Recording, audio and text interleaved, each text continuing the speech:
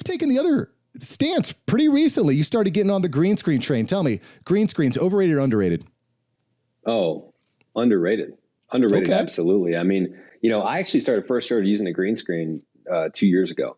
So I've been using them for quite some time. Now, when I first started using them, I didn't know what the hell I was doing. And so there were a lot of those wrong type of green screens, those bad takes and stuff. But once I figured it out, it is very powerful. Now, the thing that I'll say is that with our clients, we can record on a session like this to Riverside, and we can still remove your background and place you anywhere through our editing. Yeah. So you don't necessarily have to have it, but if you got a green screen, it gives you so much more creative freedom because you now can place yourself anywhere in the world, and you can add different elements in and different characters in. And so from a creative standpoint, do you need a green screen as a creator? No, you don't. But if you're trying to do really creative type videos, does it help and give you a lot more options? Absolutely. All right, so let's talk about the execution a little bit, because I think that if there's one thing that nobody wants, it's to look stupid online. None of us want that.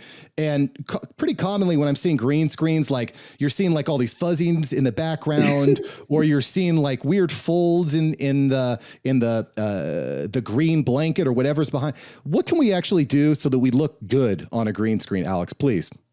Well, some of the stuff you're seeing are probably virtual backgrounds, which are just like, they're not very well done this day and age. And so they're kind of choppy. But from a green screen perspective, if you go to Amazon, if you type in fold up, fold down, collapsible green screen, you'll see that there's green screens, probably the exact one that I have, where you can fold up and down. So it's nice for storage, but also it doesn't wrinkle. So you don't have to like tape it up or like hold it up or iron it out.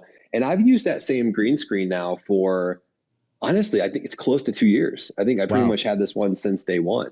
Now, is it like a paper, or is it like a cardboard? Is it a material?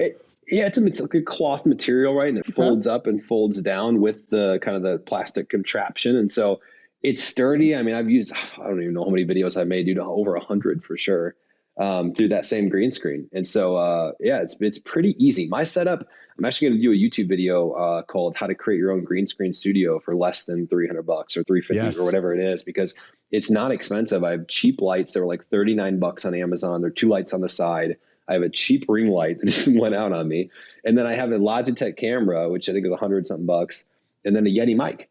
And so there's nothing fancy about it. People always thought there was some kind of fancy studio. It's really not. It's just knowing what to do with the equipment that you have is the most important part. Thanks for watching Mark Savant Media. Here we're going to help you create a better content in less time and turn that attention into income. If you love this video, you're going to love these videos here. Click the one. Me and my team specially selected this just for you. Click the link. Check out the video. I'll catch you here next time on Mark Savant Media.